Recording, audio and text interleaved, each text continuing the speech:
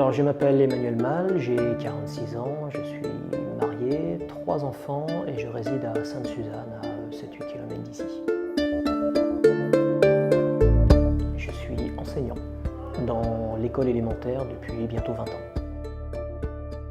Je pratique le Viet Vo Dao depuis un petit peu plus de 10 ans maintenant et très vite j'ai été sollicité pour aider à encadrer le cours enfant puisque le président d'alors, Joël Lambert, savait que j'étais enseignant et que ça donnait quand même quelques compétences pour pouvoir encadrer ce type de public si particulier.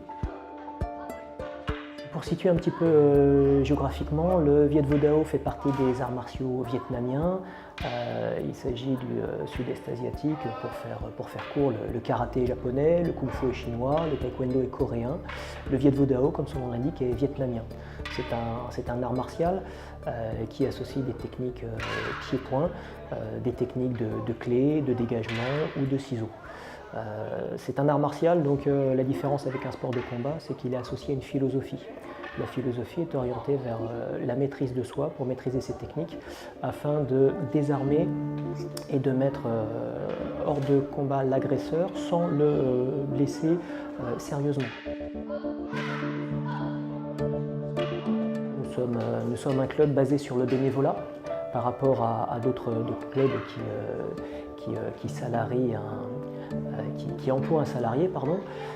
C'est à la fois sa force parce que ça donne une grande souplesse de fonctionnement et puis une légèreté au niveau financier, mais c'est à la fois sa faiblesse parce que nous tenons et l'encadrement par exemple du club a tendance à avancer en âge.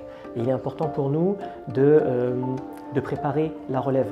Or, bien souvent, et ce n'est pas spécifique au club, les jeunes qui sont formés, on va dire, de 6 ans jusqu'à 18 ans et qui ont donc un excellent niveau technique, qui sont l'avenir du club avec une réelle compétence technique et puis un dévouement.